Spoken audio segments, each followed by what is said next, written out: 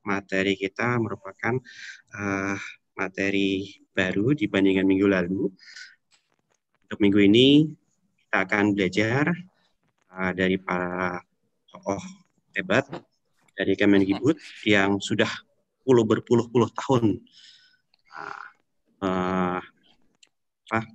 berpuluh-puluh tahun menangani, belajar, bahkan mempunyai banyak produk mengenai animasi pembelajaran. Jadi dua orang narasumber yang akan memberikan materi ini, yang pertama adalah Bapak Gatot Pramono. Beliau merupakan pengembang teknologi pembelajaran media Pusdatin, dahulu nama Pustekom Kemendikbud. Yang kedua adalah Bapak Bambang Adrianto. Beliau merupakan animator dari Pusdatin Kemendikbud. Pada kesempatan kali ini, saya persilakan dahulu Pak Gatot untuk memberikan materi yang pertama mengenai silakan Pak Gatot. Terima kasih. Baik, terima kasih Pak Yan, Bapak Ibu sekalian, Pak Bambang, para fasilitator dan moderator. Assalamualaikum warahmatullahi wabarakatuh. Waalaikumsalam warahmatullahi wabarakatuh. Selamat siang dari seluruh Indonesia nih ya, insya Allah para pesertanya. Baik, dalam kesempatan ini saya dan Pak Bambang Adrianto mendapatkan tugas untuk menyampaikan materi tentang animasi. Walaupun animasi yang nanti kami sampaikan mungkin barangkali berbeda dengan apa yang selama ini Bapak Ibu bayangkan ya. Karena animasi sendiri mungkin punya cakupan yang cukup luas. Dan jujur saja kami juga agak bingung memilih karena tool animasi itu banyak sekali ya. Animasi tool mana yang akan kami pilih, kami juga tidak tahu peta dari kemampuan Bapak Ibu sekalian sebagai peserta di sini. Jangan-jangan ada yang sudah lebih canggih, lebih berpengalaman daripada kami, sudah lebih mengetahui seluk-beluk animasi, atau mungkin juga sama sekali ada yang baru gitu. Jadi kemarin kami berdiskusi, saya dengan Pak Bambang, dengan Pak Yan, sebaiknya menampilkan tool apa ini yang nanti akan kita sampaikan di dalam pelatihan ini. Perlu Bapak Ibu sekalian ketahui pelatihan ini terdiri dari 2 tahap ya nantinya. Kemudian kami sepakat untuk menyampaikan yang paling gampang adalah PowerPoint. Walaupun PowerPoint itu sebenarnya bukan tool khusus untuk animasi. Tapi nggak apa-apa, akan coba kami sampaikan tool untuk animasi dengan menggunakan PowerPoint. Kemudian yang berikutnya mungkin nanti kalau ada kesempatan kita akan mencoba menggunakan tool yang gratis ya. Pencil 2D namanya. Ini tool animasi yang sangat sederhana yang saya kira Bapak Ibu kalau mencobanya nanti bisa dengan cepat menyesuaikan diri. Nah, baik Bapak Ibu sekalian, mungkin akan kami langsung sampaikan materi yang akan kami sajikan pada kesempatan siang ini. Jadi, sebentar.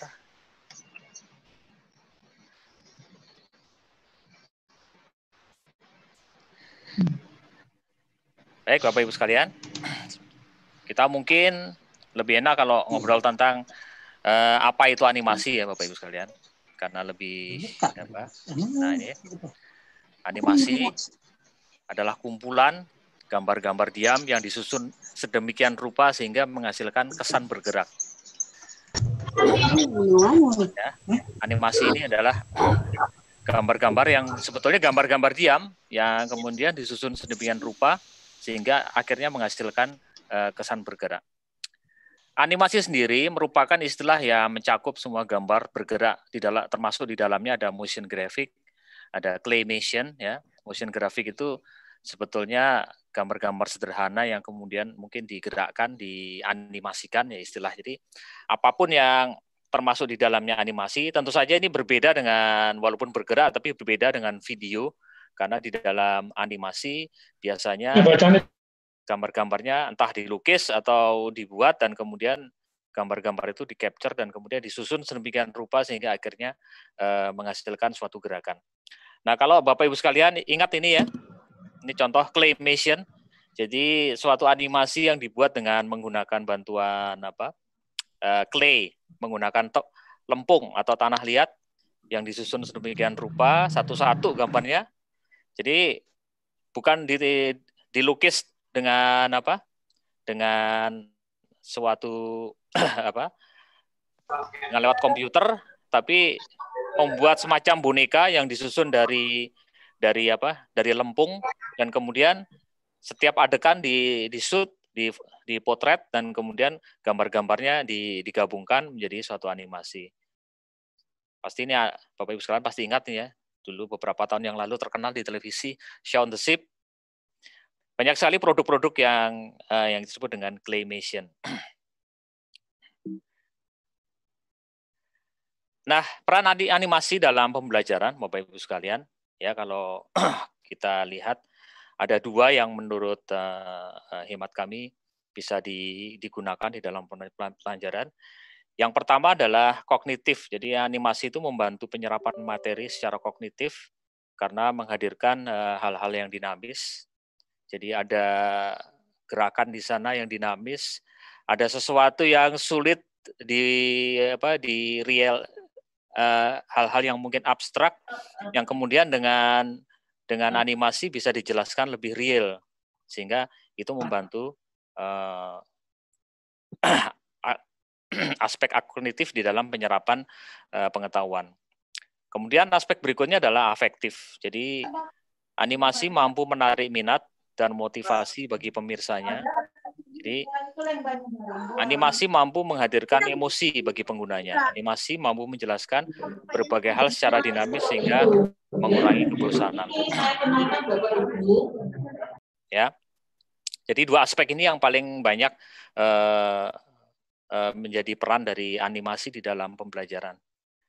Dan nanti akan saya tunjukkan beberapa aspek kognitif yang nantinya bisa menjadi sebuah keunggulan tersendiri dari animasi di dalam proses pembelajaran.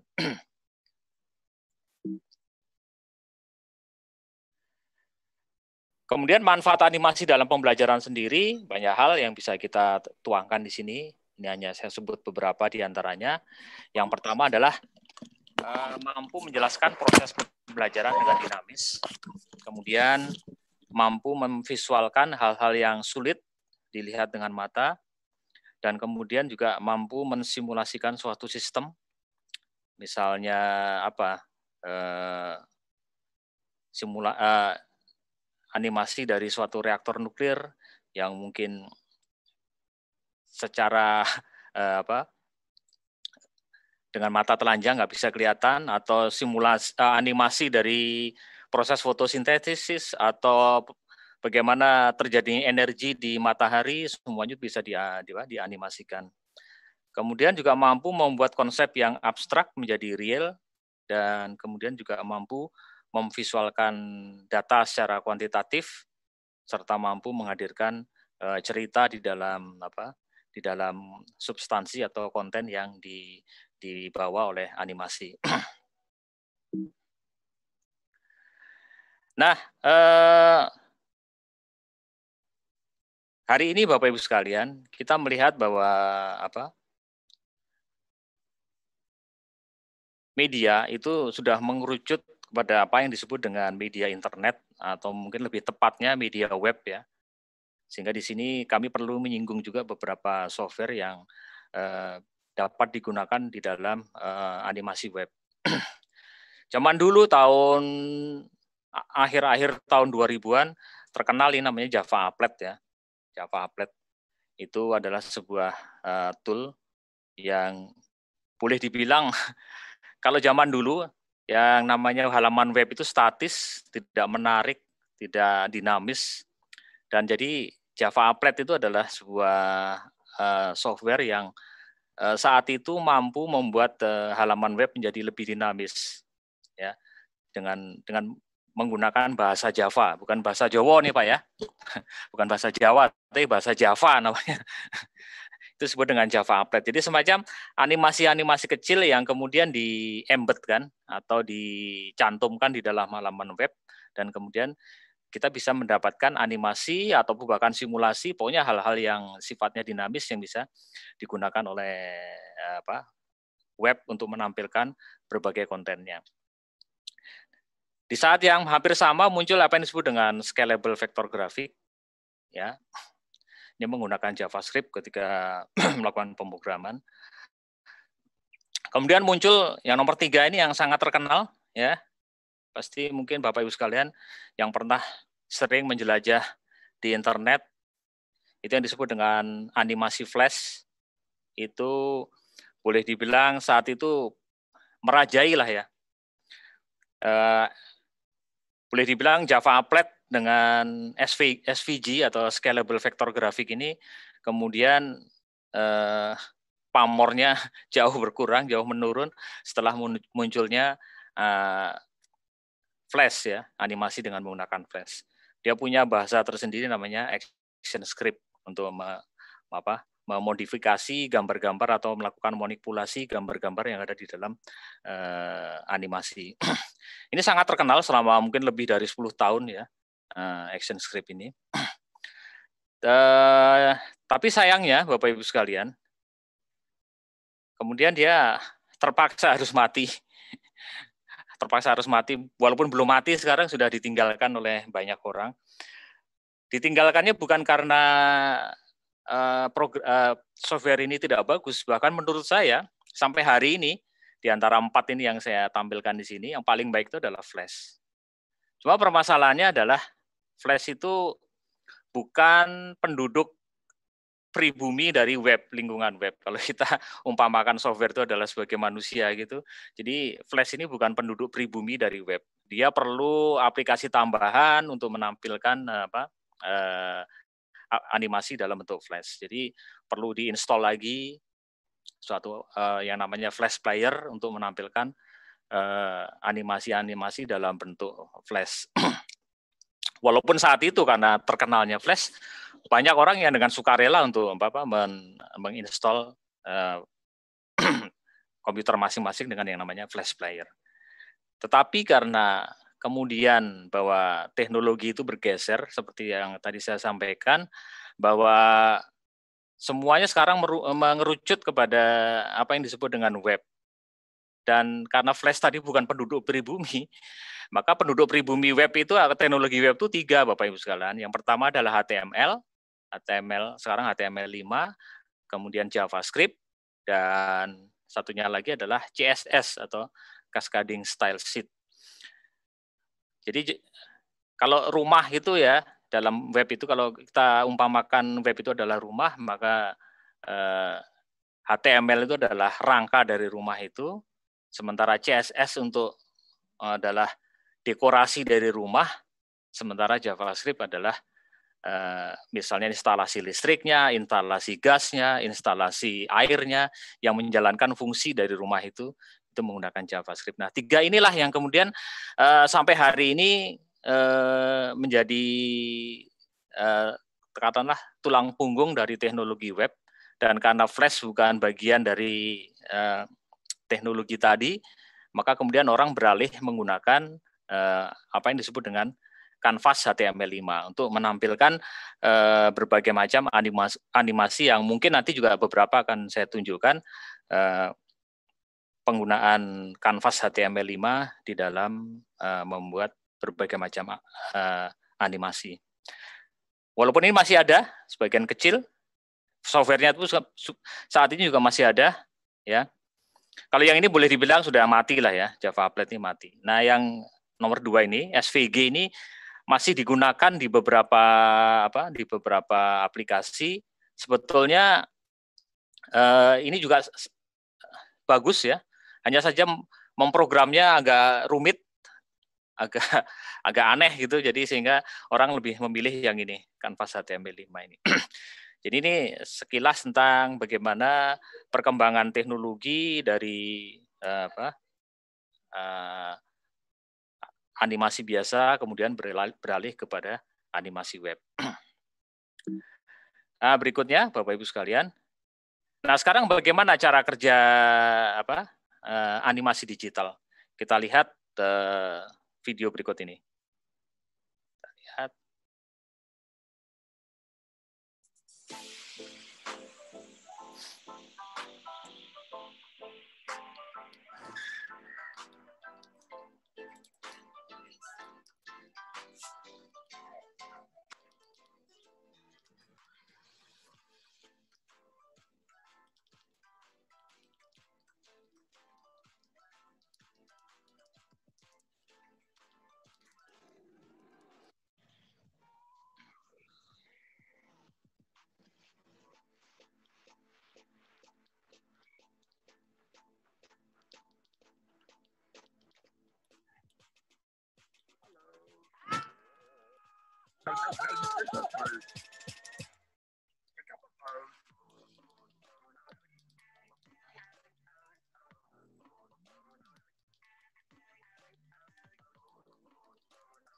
Baik, kita cukupkan saja ya.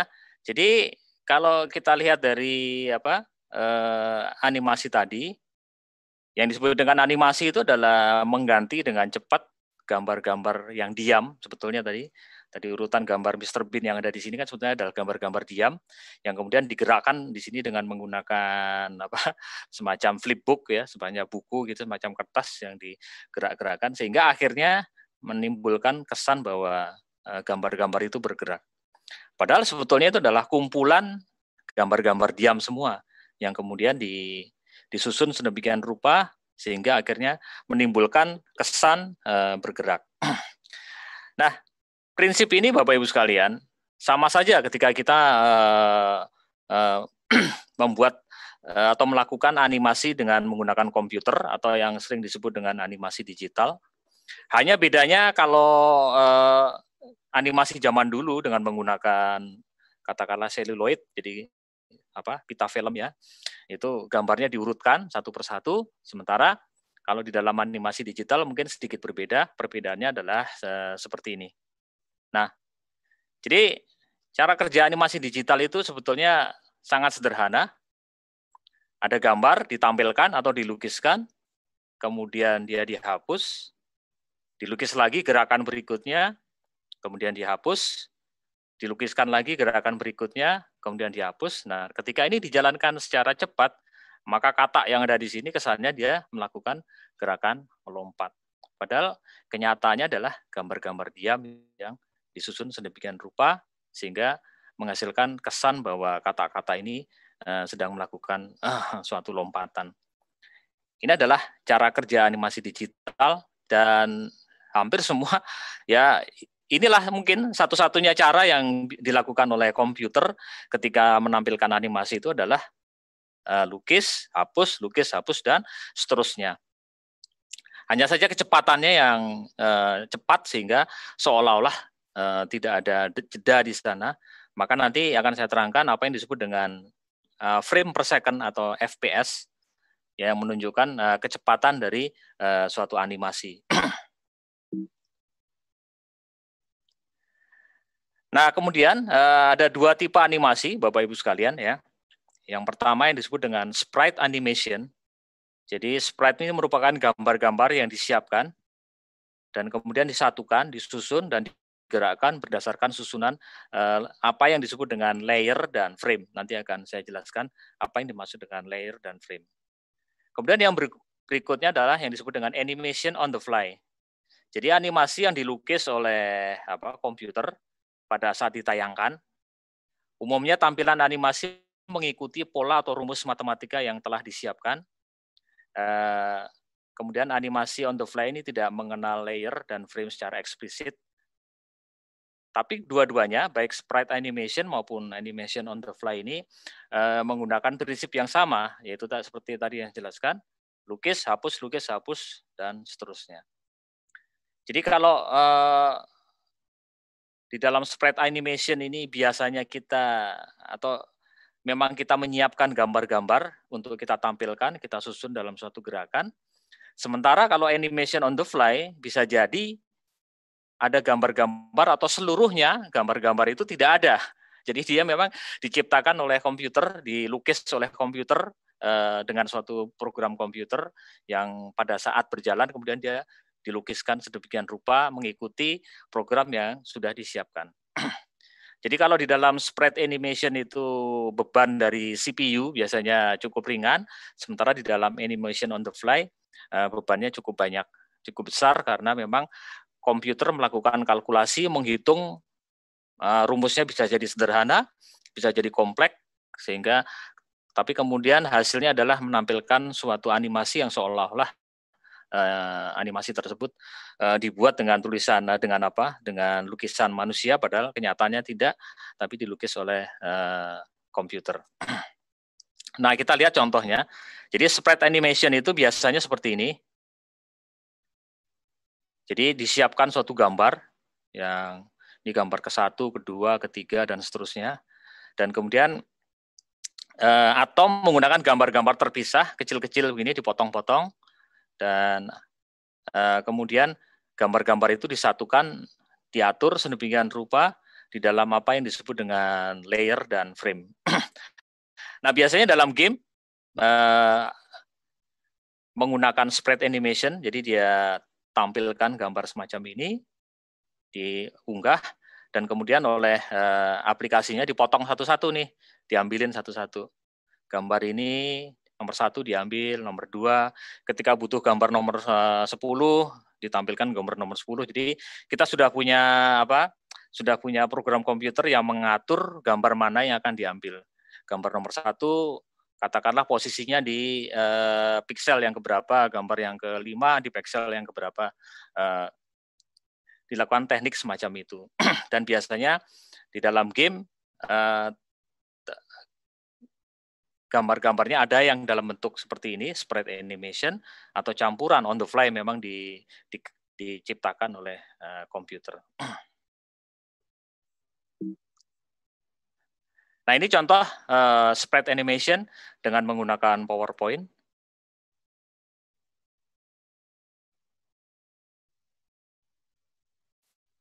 Ya, ini menggunakan PowerPoint.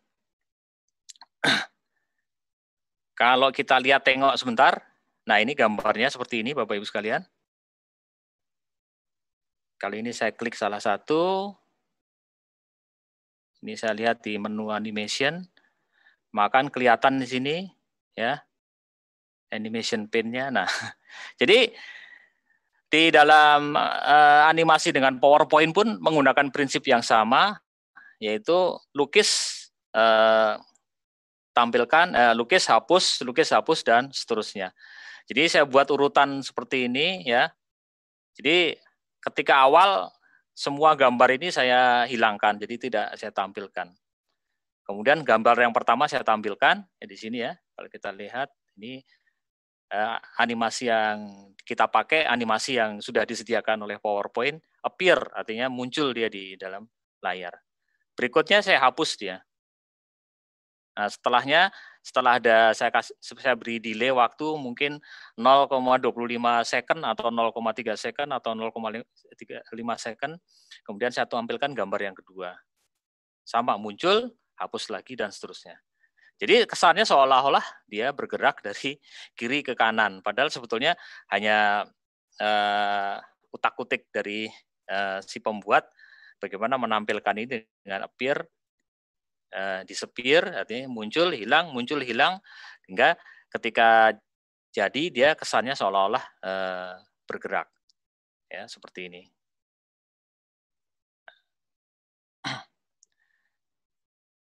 Nah yang berikutnya ini spread animation yang saya buat dengan menggunakan pensil 2D. Jadi gambar-gambarnya sudah saya siapkan. Tadi yang gambar-gambar yang di mana di PowerPoint juga sudah saya siapkan.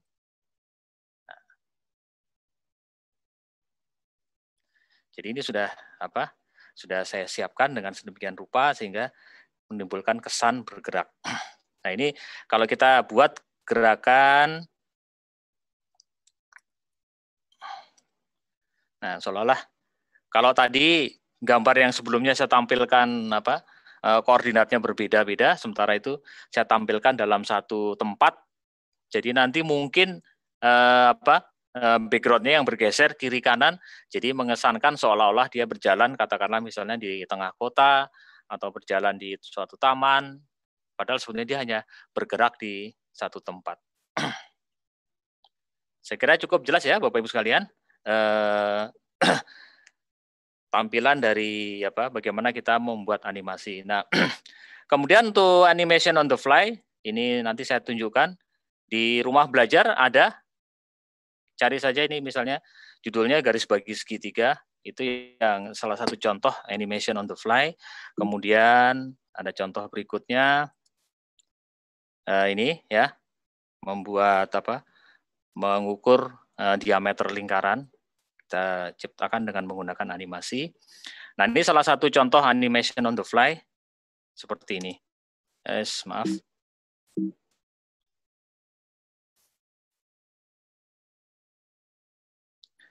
Nah, ini semuanya tidak ada satu gambar pun yang dibuat sebelumnya. Jadi murni dihasilkan dari rumus matematika yang kemudian dibuat di dalam komputer. Ini yang disebut dengan hiposikloid, jadi suatu lingkaran yang kemudian bergerak dalam lingkaran yang lebih besar, kemudian dia menghasilkan kurva yang berbentuk seperti ini.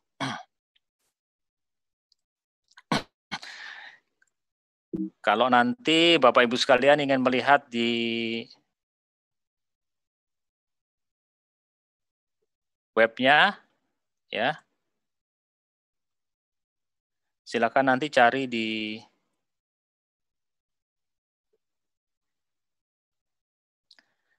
nah ini beberapa aplikasi yang saya buat dengan menggunakan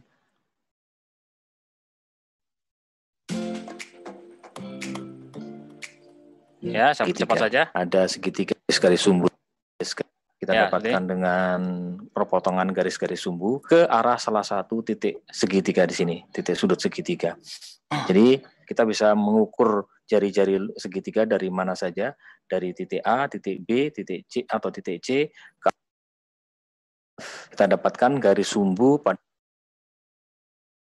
kemudian satu busur lingkaran lagi dari titik C, dan dua busur lingkaran tersebut saling berpotongan di titik E dan titik F. Selanjutnya, tinggal kita tarik garis dari titik E ke titik F, kita dapatkan garis sumbu pada ruas BC. Selanjutnya, kita buat satu garis sumbu lagi pada ruas garis AC.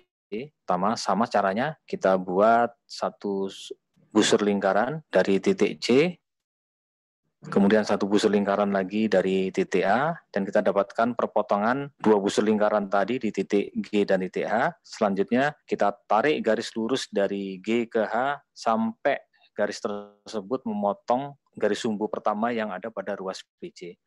Nah, perpotongan itu kita dapatkan di titik O. Titik O inilah yang merupakan titik pusat lingkaran luar segitiga. Setelah kita dapatkan titik pusat lingkaran luar segitiga, maka kita ukur jari-jarinya dari titik pusat itu, yaitu dari titik O tadi ke salah satu sudut dari segitiga ABC. Bisa ke titik A, ke titik B, ke titik C, kita akan dapatkan jari-jari yang sama. Di sini kita mencoba menentukan jari-jarinya dari titik A. Kita letakkan ujung tajam dari jangka ke titik O, sementara ujung yang lain di TA. Selanjutnya kita putar jangka sesuai dengan jari-jari yang ada, dan kita putar, dan kita lihat bagaimana lingkaran yang kita buat dengan jangka menyentuh semua titik A, B, dan C. Itulah tadi cara kita. Ya, itu adalah contoh ya Bapak Ibu sekalian yang dari contoh animation on the fly yang kita buat di rumah belajar. Nah, berikutnya Bapak Ibu sekalian, kita akan mencoba melihat kapan kita perlu animasi dalam pembelajaran.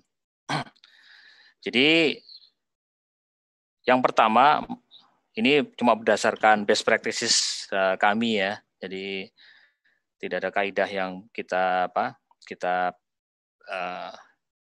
dapatkan referensinya, tapi menurut pengalaman kami saja. Yang pertama adalah animasi ini memang menjadi medium sentral di dalam menyampaikan substansi materi. Jadi kita jangan sampai membuat animasi yang kemudian hanya tempelan saja, artinya tidak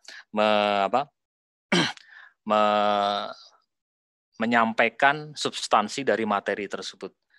Jadi kalau kita membuat animasi ya diusahakan bahwa animasi itu memang menjadi sesuatu yang medium penting di dalam menyampaikan substansi. Tadi sudah saya sampaikan di depan beberapa manfaat dari animasi, sehingga kalau animasi itu hanya sebagai tempelan maka tidak bermanfaat, kurang bermanfaat, sudah membuatnya menghabiskan waktu, kemudian mungkin juga mahal, dan hasilnya ternyata tidak memberikan nilai sama sekali bagi proses pembelajaran yang ada di sana. Jadi yang pertama adalah animasi harus menjadi medium sentral di dalam menyampaikan substansi. Bisa saja bahwa animasi ini adalah bagian dari katakanlah sebuah sistem yang lebih besar, tetapi ketika bicara mengenai sebuah topik, sebuah substansi yang ada di situ, maka substansi ini, animasi ini memang bercerita secara utuh atau menjadi bagian paling penting di dalam topik tersebut, yang dimana animasi ini berfungsi menyampaikan gagasan yang ada di dalam topik tersebut. Kemudian yang berikutnya, yang bawah ini dulu ya, animasi menjadi sarana pembantu atau guidance dalam menyampaikan materi. Bisa jadi di dalam penyampaian materi, kita bisa melihat suatu materi yang sebetulnya ditampilkan dengan cara yang lain, dengan cara gambar atau dengan mungkin dengan penjelasan kata-kata, dia sudah cukup menerangkan, tetapi kita ingin mendapatkan penjelasan yang lebih detail lagi. Bagaimana? Contohnya tadi yang barusan saya sampaikan, katakanlah melukis dengan lingkaran luar segitiga itu bisa saja ditampilkan dengan urutan gambar satu persatu.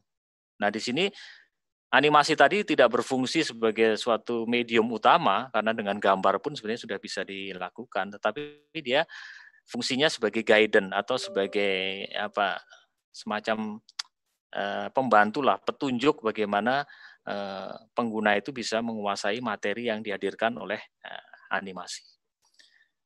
Dan yang ketiga adalah animasi menjadi medium untuk membangkitkan emosi, simpati, opini, dan hal-hal lain yang bersifat afektif. Jadi paling tidak ini 3 yang selama ini bisa kami catat ya. Kalau mungkin dalam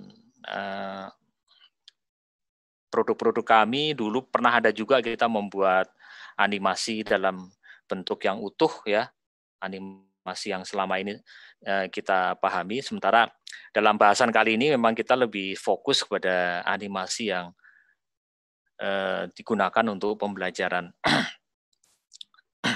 Jadi mungkin kita lihat beberapa contohnya animasi yang pertama tadi ya, dia menjadi medium sentral di dalam menyampaikan substansi materi. Nah ini Bapak Ibu sekalian, ini materi yang disampaikan di sini sebetulnya cukup berat nih ya. Ini biasanya diberikan kepada mahasiswa biasanya di jurusan teknik atau jurusan MIPA yang teorinya mengenai transformasi Fourier. Jadi transformasi ini sangat penting dalam proses sinyal dan banyak hal yang terkait dengan sinyal digital itu. Transformasi Fourier ini sangat penting di dalam engineering. Dan saya menemukannya di YouTube dan saya melihat ini sangat bagus ya, bisa menjelaskan dengan begitu mendalam dengan tampilan-tampilan visual yang menarik, sehingga kemudian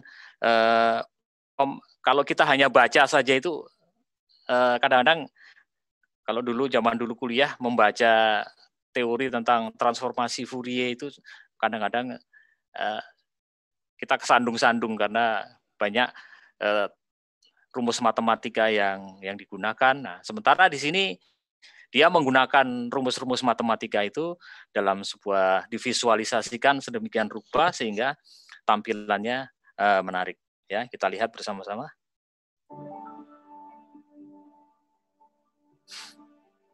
This right here is what we're going to build to this video, a certain animated approach to thinking about a super important idea from math, the Fourier transform. For anyone unfamiliar with what that is, my number one goal here is just for the video to be an introduction to that topic. But even for those of you who are already familiar with it, I still think that there's something fun and enriching about seeing what all of its components actually look like. The central example to start is going to be the classic one, decomposing frequencies from sound. But after that, I also really want to show a glimpse of how this idea extends well beyond sound and frequency into many seemingly disparate areas of math and even physics. Really, it is crazy just how ubiquitous this idea is. Let's dive in. This sound right here is a pure A, 440 beats per second, meaning if you were to measure the air pressure right next to your headphones or your speaker as a function of time, it would oscillate up and down around its usual equilibrium in this wave, making 440 oscillations each second. A lower pitch note, like a D, has the same structure, just fewer beats per second.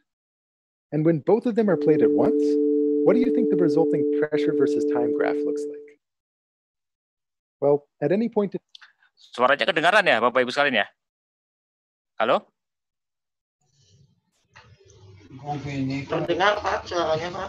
Dengaran ya? This pressure difference would be the sum of what it would be for each of those notes individually, which, let's face it, is kind of a complicated thing to think about. Corresponds to a single rotation around the circle. Our little vector drawing this wound-up graph is rotating at half a cycle per second. So this is important. This mass is unusually far to the right.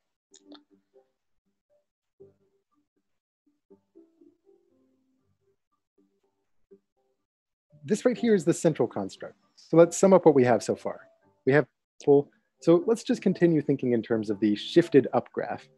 I just want you to understand that that spike around 0 only corresponds to the shift.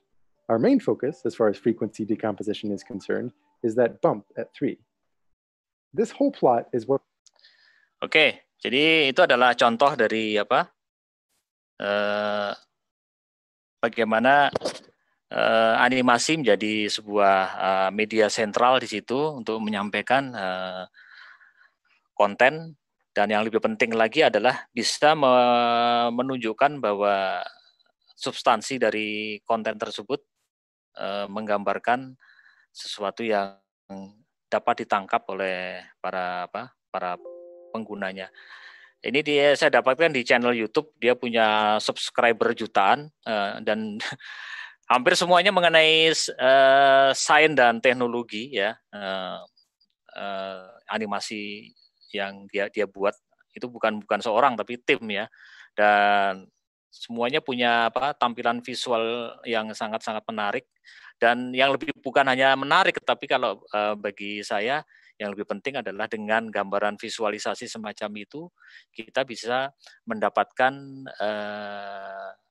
pengetahuan yang menjadi inti dari konten yang disampaikan. Itu yang lebih penting. Jadi animasi di situ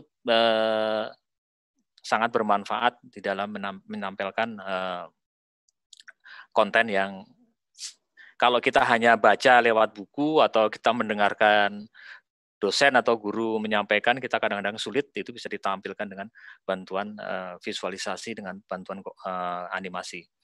Yang berikutnya yang yaitu adalah yang menurut saya yang menjadi ini yang disebut dengan menjadi pembantu atau guidance dalam penyampaian materi.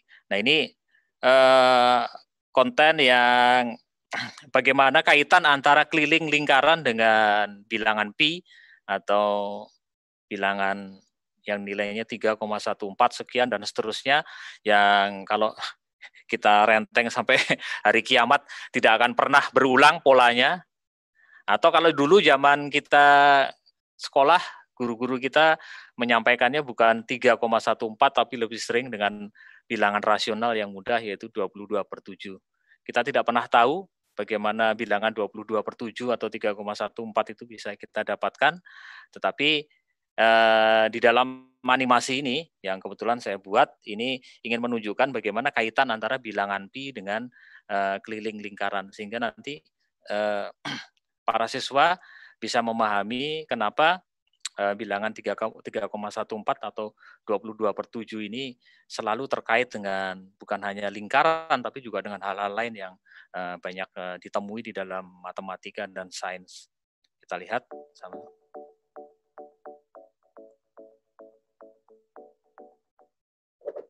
Halo, selamat berjumpa kembali dalam pelajaran matematika, dan pelajaran kali ini kita membahas mengenai keliling lingkaran. Kita akan mencoba melihat hubungan antara keliling lingkaran dengan bilangan pi. Sebagaimana kita tahu bahwa rumus keliling suatu lingkaran adalah pi kali 2r. R adalah jari-jari. Atau keliling lingkaran sama dengan pi kali d atau diameter. Kita tahu bahwa pi adalah bilangan irasional yang nilainya adalah 3,14159 dan seterusnya sampai tak terhingga. Biasanya untuk memudahkan, bilangan pi sering disebut sebagai bilangan pecahan sebagai 22/7. Barangkali kita belum tahu hubungan bagaimana bilangan pi ini terkait dengan keliling lingkaran. Dalam pelajaran kali ini kita akan melihat hubungan antara bilangan pi dengan keliling lingkaran. Untuk melihat bagaimana hubungan bilangan pi tadi dengan keliling lingkaran, akan lebih jelas jika kita melihat animasi berikut ini. Saya punya suatu animasi di sini, suatu lingkaran di atas suatu bidang datar. Di sini ada skala yang menunjukkan keliling dari diameter dari lingkaran. Di sini diameternya adalah 1. Kita tidak peduli masalah satuan dari diameter lingkaran tadi, mungkin 1 mm, 1 cm, atau 1 meter. Tidak masalah mengenai masalah satuannya. Yang kita coba lihat nanti adalah bagaimana keliling lingkaran ini terkait dengan bilangan. Kita lihat di sini diameternya 1 ya, atau dengan kata lain jari-jarinya adalah setengah. Kita akan mencoba nanti melihat bagaimana keliling lingkaran ini akan kita buka dari lingkaran tersebut dan kemudian kita letakkan pada bidang datar ini. Dan kita akan melihat panjang dari keliling lingkaran yang kita buka dari lingkaran yang ada di gambar ini, yang ada pada animasi ini. Baik, kita coba. Sekarang diameternya 1 ya, diameter lingkaran 1 atau D sama dengan 1, dan sekarang kita mencoba membuka keliling lingkaran tadi, kemudian kita letakkan di atas bidang datar ini. Kita lihat berapa panjangnya. Baik, kita coba, perhatikan. Setelah dibuka semua, lingkaran tadi berhenti pada angka 3,14. Perhatikan ya, diameternya 1, sementara tadi ketika kita membuka keliling lingkaran, dia berhenti di angka 3,14. Berarti keliling lingkaran adalah 3,14 kali D. Ya, atau karena diameternya 1. Ya, kita akan melakukan hal yang sama dengan lingkaran dengan diameter 1 tadi. Kita buka kelilingnya, dan kemudian kita letakkan di atas bidang datar ini, dan kita lihat berapa panjangnya. Sekarang dengan diameter 2. Perhatikan.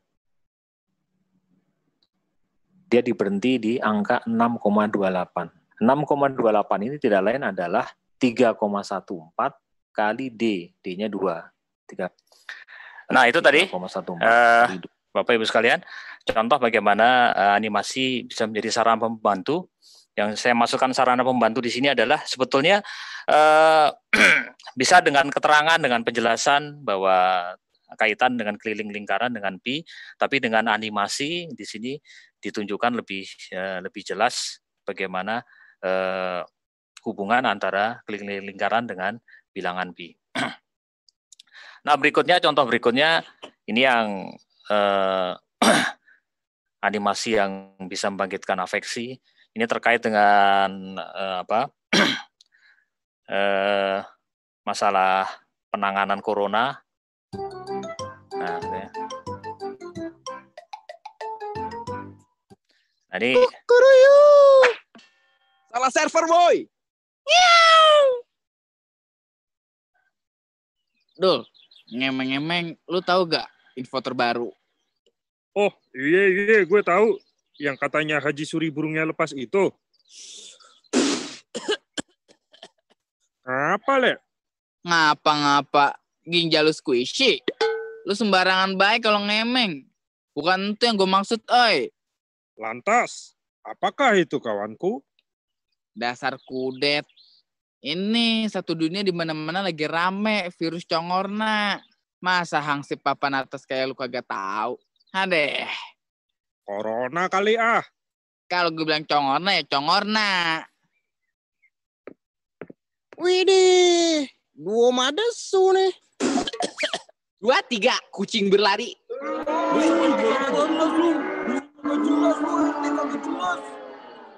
Sabar. Diam dulu dah semuanya. Udah nih penyakit. Gue gak mau warga gue tercinta pada kena juga. Waduh, bisa ada aku ini daganganku. Tolong tenang. Semuanya. Ya, itu mungkin sedikit beberapa contoh dari bagaimana pemanfaatan dalam hal pemanfaatan yang 3 hal tadi bisa kita lihat di di berbagai aplikasi atau implementasi di dalam pembelajaran. Contoh misalnya yang terkait dengan afeksi, memberikan penyuluhan untuk bahaya narkoba dan lain sebagainya. Nah, kemudian beberapa prinsip pemanfaatan animasi, ini kalau kita lihat bahwa animasi sendiri merupakan bagian dari yang tak terlepaskan dari apa yang disebut dengan multimedia. Jadi animasi sendiri adalah bagian dari multimedia, sehingga prinsip-prinsip multimedia pun bisa kita terapkan di dalam pemanfaatan animasi.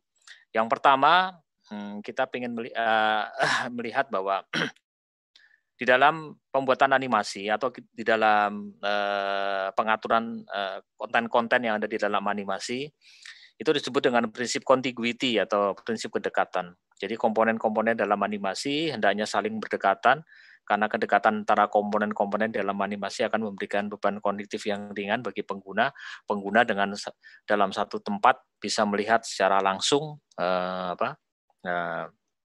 konten-konten yang saling berkaitan. Kemudian yang kedua adalah prinsip modality, jadi penggunaan komponen-komponen yang animasi yang pas dan tidak berlebihan, dan tujuannya juga tidak lain adalah untuk memberikan beban kognitif yang ringan bagi indera kita ketika melihat konten-konten tersebut. Nah, prinsip contiguity itu apa? Seperti ini Bapak Ibu sekalian. Kalau kita lihat di sini ya, gambar ini yang memenuhi prinsip contiguity, yang ini enggak. Jadi prinsip contiguity itu adalah bahwa komponen-komponen itu saling berdekatan. Antara apa yang dijelaskan di sini dengan penjelasannya itu berdekatan. Ini secara pernah diteliti bahwa yang seperti ini lebih memudahkan pengguna atau orang yang melihat animasi atau yang melihat multimedia bisa mendapatkan pemahaman yang lebih cepat, lebih baik dibandingkan yang seperti ini. Ini karena terpisah. Ya. Jadi materi yang terkait dengan gambarnya ada di sini, sementara penjelasannya ada di bawah. Walaupun kita mungkin kelihatannya lebih rapi ya kalau teksnya itu ada di bawah di sini, ini lebih rapi. Sementara kalau di sini kelihatannya agak berantakan, tapi sebetulnya justru yang sebelah kiri ini yang lebih baik karena dia komponen-komponen dari animasi itu saling berdekatan di sana. Ini contohnya dalam bentuk gambar, tapi bisa juga diterapkan di dalam animasi. Jadi gambar-gambar ini berdekatan. Ya, ini ada yang disebut dengan prinsip contiguity. Mungkin contoh yang lain, seperti ini. Ini menggambarkan suatu skema dari alat rem dari mobil ya. Nah, di sini dengan gambar saja sebetulnya sudah cukup kita mendapatkan penjelasan yang detail dari bagaimana cara kerja rem mobil. Ini nomor 1 ini ketika kaki kita injakkan kepada tuas rem, maka ada piston yang menggerakkan cairan menggerakkan fluida, sehingga kemudian piston ini membuat rem melakukan penjepitan terhadap roda dan seterusnya. Berbeda halnya dengan seperti ini, ya. Ini kan penjelasan yang ada di bawah sini kurang agak sulit ditangkap, tapi berbeda dengan yang di sini, ya. Yang tadi lebih jelas menjelaskan bagian-bagian dari animasi. Ini ada ada penjelasannya langsung berdekatan dengan gambar. Sementara ini jauh. Yang komponen yang diterangkan ada di sini, sementara penjelasannya ada di bawah. Jadi ini yang disebut dengan prinsip contiguity atau prinsip kedekatan.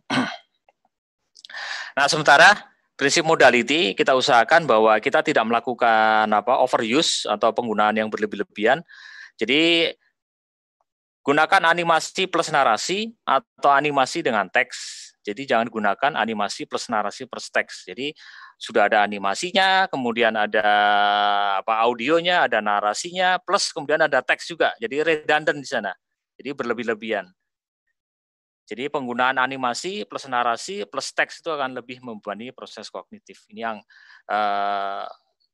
dianjurkan kalau memang tidak pakai audio, menggunakan teks seperti yang tadi saya tunjukkan, ya sudah animasi dengan teks saja atau animasi dengan narasi jika ada. Seperti yang tadi saya tunjukkan contoh tadi yang animasi yang sudah kita lihat tadi, penjelasan dengan teksnya tidak ada di sana, dia hanya cukup dengan narasi. Karena kalau sudah ada narasi, ada teks, maka mata kita ketika melihat tampilan di layar itu terbagi antara melihat simulasi dengan melihat teksnya. Tapi lebih enak kalau kita melihat animasi dengan bantuan narasi yang disampaikan di dalam animasi. Nah, baik Bapak Ibu sekalian, kita ingin melihat sebetulnya penerapan desain instruksional ketika kita membuat konten di dalam animasi itu seperti apa. Jadi pada dasarnya tidak ada perbedaan yang signifikan antara implementasi dari animasi dalam pembelajaran dan video dalam pembelajaran. Tidak ada perbedaan yang signifikan, hanya berbeda dari sisi medium yang digunakan. Yang satunya menggunakan animasi, yang satunya menggunakan video. Jadi kalau kita lihat sama saja. Yang jelas kalau kita bicara mengenai sebuah konten yang memenuhi prinsip-prinsip instruksional, ya. Yang pertama tentu saja harus ada tujuan pembelajarannya, ada indikatornya. Ini saya kira sudah dijelaskan di pertemuan-pertemuan sebelumnya, ya, Bapak Ibu sekalian. Sudah ada pertemuan sebelumnya, ada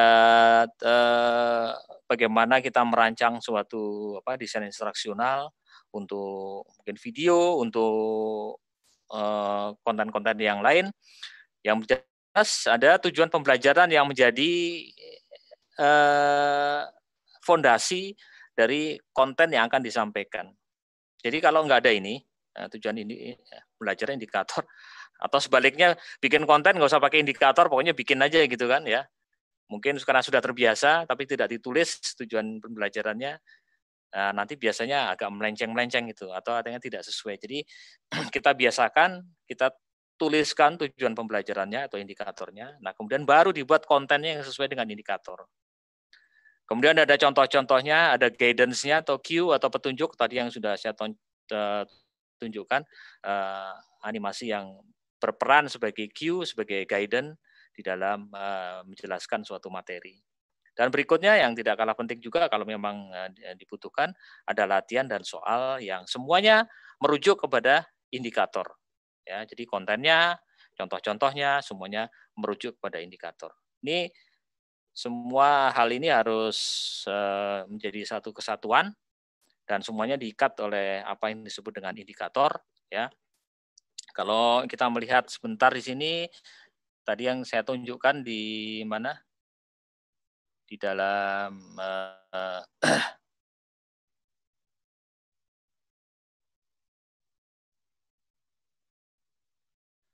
web, ya. Kita lihat Nah, kita lihat di sini tujuan pembelajarannya ada di sini ya.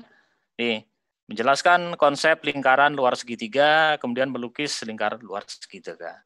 Jadi seluruh konten yang ada di sini selalu berpijak atau berpedoman kepada indikator yang kita tuliskan. Indikator ini kalau sudah dijelaskan mungkin oleh dalam pembahasan-pembahasan sebelumnya, bisa kita turunkan dari kompetensi dasar, dari kompetensi inti, kemudian kita temukan indikator-indikator. Jadi kita lihat bahwa apa yang kita sampaikan di sini sesuai dengan indikatornya. Inilah yang menjadi fundamen atau menjadi unit terkecil dari seluruh isi dari konten yang kita sampaikan.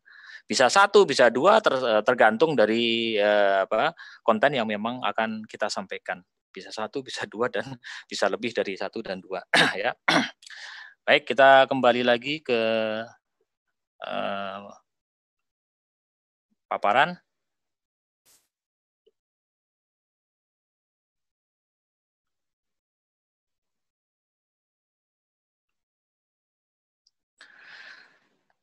Nah, berikutnya jadi artinya kembali ke masalah ini. Jadi kita prinsipnya sama saja ketika merancang konten yang sesuai dengan prinsip-prinsip desain instruksional.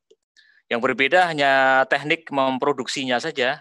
Antara video perlu syuting, animasi perlu melukis, dan kemudian kita gambarkan. Tetapi kalau kita lihat di contoh di YouTube ya, itu kan banyak sekali tipe-tipe video. Dan kalau kita lihat beberapa video yang terkait dengan pembelajaran itu biasanya ada 5 tipe. Yang pertama adalah tipe yang kita sebut dengan lecturing atau mengajar di depan papan tulis atau di depan kelas, kemudian di shoot ya dengan menggunakan kamera, kemudian pembawa acara menjelaskan atau guru menjelaskan konten yang ada di papan tulis atau menggunakan saranya yang biasanya orangnya kelihatan gitu.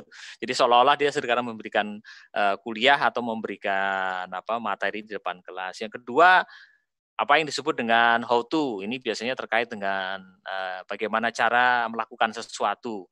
Contoh cara merakit komputer, cara membuat jaringan komputer, cara memasak kue, dan lain sebagainya. Itu video-video, itu tipe-tipe video. Kemudian yang ketiga yang sifatnya membantu para siswa menyelesaikan pekerjaan-pekerjaan rumah yang terkait dengan tugas-tugas yang diberikan oleh gurunya. Kita sebut dengan homework help.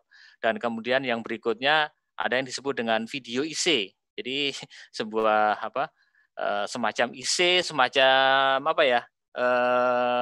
ada narasinya, ada film pendek itulah ya, seperti film dokumenter tapi dalam bentuk video. Dan ada yang terakhir itu yang disebut dengan tipe animasi. Contoh yang tadi saya tunjukkan yang dibuat tentang transformasi Fourier itu adalah bentuk animasi, dan mungkin yang tadi saya beberapa video yang saya tampilkan juga termasuk kategori dari genre yang kita sebut dengan video animasi.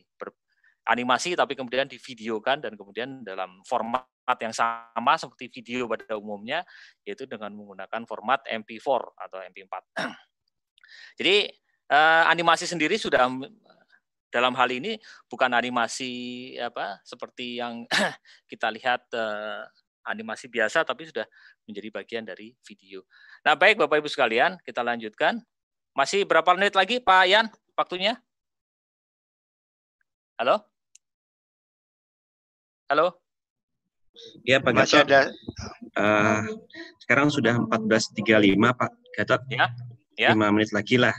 Ya, 5 menit ya. Oke. Ya.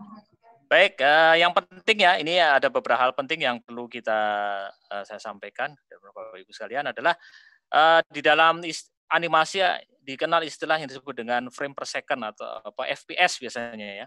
Jadi ini kecepatan animasi dalam hal ini dilakukan oleh komputer untuk menampilkan frame demi frame dari animasi. FPS 24 itu artinya dalam 1 detik animasi menampilkan 20 gambar atau frame nanti yang akan saya tunjukkan. Jadi semakin tinggi FPS-nya, mungkin gambarnya bisa semakin smooth, semakin mulus ya. Atau semakin cepat tergantung dari kebutuhan, tapi yang standar biasanya FPS-nya itu 24. Nah, kemudian berikutnya yang juga penting adalah layer ya. Layer itu adalah nanti akan saya tunjukkan ya maksud layer itu apa. Fungsi layer adalah memisahkan beberapa gambar dalam ruang berbeda. Tujuannya untuk menampilkan mana gambar yang ada di depan, mana yang ada di belakang. Layer yang ada di bagian atas akan menutupi layer yang ada di bawahnya. Manfaat lain dari layer adalah memudahkan animator untuk melakukan editing atas suatu gambar pada suatu layer tanpa mengganggu gambar yang ada di layer yang lainnya. Sebagai contoh, misalnya background gambar akan diubah warnanya, maka dengan memanfaatkan layer, animator dapat dengan mudah mengubah warna background saja tanpa harus mengganggu atau salah edit gambar-gambar yang ada di layer yang lainnya. Nah, yang juga yang berikutnya adalah frame. Jadi frame adalah ruang untuk menempatkan gambar atau sprite berdasarkan urutan waktu. Frame pertama tentu saja ditampilkan terlebih dahulu dibandingkan dengan frame berikutnya. Frame untuk menentukan kecepatan animasi saat ditampilkan. Jadi tadi sudah saya sampaikan, FPS atau frame per second adalah satuan yang digunakan dalam animasi. FPS 24 artinya animasi menampilkan gambar sebanyak 24 kali dalam 1 detik. Jadi kalau kita hanya 2 gambar, tentu saja gambarnya tidak presisi. Gambarnya misalnya dari menghadap kanan menjadi menghadap kiri, kalau hanya ditampilkan FPS-nya 2, ya gambarnya kaku sekali. Tapi kalau misalnya dibuat menjadi 24 gambar, jadi gerakannya lebih mulus. Nah, kurang lebih gambarnya seperti ini, Bapak-Ibu sekalian. Ini adalah layer ya, dia di bawah ini. Layer 1, layer 2, layer 3. Layer 1 akan ditampilkan di atasnya layer 2 ya. Posisinya mungkin berbeda sehingga dua-duanya bisa kelihatan ya. Tapi mungkin bisa saja dalam satu kondisi yang lain layer 2 ini gambarnya tertutupi oleh layer 1. Jadi kita mengorganisasikan gambar-gambar yang ada di dalam animasi itu dengan bantuan layer 1, layer 2 dan 3. Dan juga ada frame. Jadi frame ini urutan waktu dia. Sering disebut dengan timeline atau apa?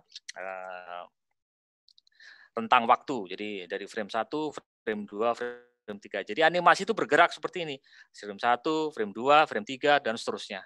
Sampai mungkin ada yang ratusan frame sampai ke ribuan frame. Nah, sementara kalau tadi yang kita sebut dengan animation on the fly itu tidak mengenal bentuk layer dan frame semacam ini. Jadi dia memang hanya gambar dihapus dan tidak mengenal bentuk layer dan frame semacam ini karena memang membuatnya pun dengan menggunakan program tidak diatur dalam layer dan frame semacam ini.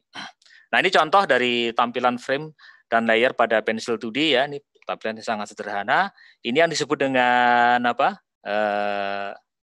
layer, yang ini adalah frame-nya. Jadi kita lihat di sini nanti frame-nya bisa ratusan bahkan ribuan ya. Bisa diatur di sini kecepatannya berapa. Kalau kita tambahkan layer, kita klik ini. Kalau kita hapus layer, klik di sini. Nanti kita tinggal atur mana yang ada di atas, mana ada di bagian bawah. Sehingga gambar ini bisa jadi, 2 gambar ini bisa jadi berada di layer yang berbeda. Dan dia tidak akan saling terganggu. Beda. Yang menjadi masalah adalah mungkin karena layer yang di atasnya akan menutupi layer yang di bawahnya. Kalau gambar ini layer yang ada di atas, kemudian dia kebetulan posisinya sama, dia akan menutupi layer yang ada di bawahnya. Nah, mungkin karena waktunya juga sudah terbatas, Bapak-Ibu sekalian, beberapa teknik yang mungkin sedang digunakan di dalam teknik pembuatan animasi, saya singkat saja ya. Ada yang disebut dengan squash dan stretch, yaitu bagaimana kita melakukan perubahan bentuk saat objek bergerak. Ada anticipation, staging untuk menurunkan waktu, kemudian straight ahead dan post to post, follow through dan overlapping. Nanti Bapak Ibu sekalian bisa melihat sendiri ya di sini di YouTube ada, nggak usah khawatir, cari saja apa yang disebut dengan Bapak Ibu sekalian.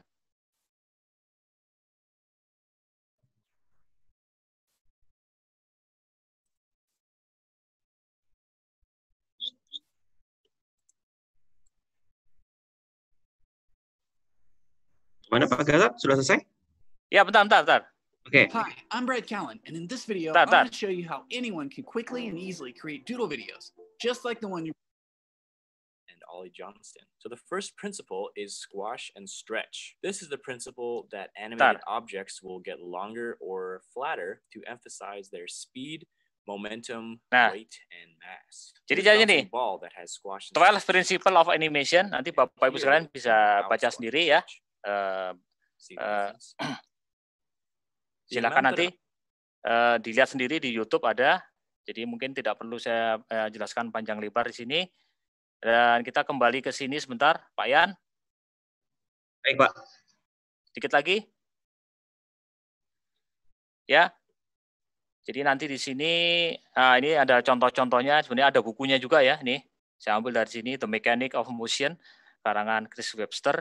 Ini jadi bagaimana kita menampilkan squash dan stretch. Jadi perubahan bentuk objek yang mengikuti perubahan kecepatan, momentum atau gaya. Kemudian, nah seperti ini juga bisa diaplikasikan di dalam wajah. Jadi ketika terheran-heran bentuknya seperti ini, ketika sedih dan lain sebagainya. Nah kemudian teknik pembuatan ada yang disebut dengan straight ahead dan post to post. Jadi kalau straight ahead itu orang melukis dengan gambar-gambar dari frame 1, frame 2, frame 3 dan seterusnya. Sementara post to post itu gambarnya dibuat dengan dengan membuat apa yang disebut dengan keyframe. Jadi ya di sini. Ini straight to head, jadi urutannya 1, 2, 3, 4. Sementara kalau post to post dia mau membuat key-nya dulu. Jadi contohnya di sini frame ke-1 dia buat key-nya, frame ke-4 buat key-nya, adegan. Nah kemudian baru adegan di antaranya yang kemudian dibuat di sini. Ya, ini yang disebut dengan in between. Jadi ini ya dibuat gambar di ujungnya, di awal dan akhir, dan baru kemudian gambar-gambar di tengah-tengah ini disesuaikan sesuai dengan gerakan ini. Ini adalah teknik saja ketika orang membuat suatu animasi, apa yang disebut dengan straight ahead atau post to post. Nah kemudian ada yang disebut dengan twinning.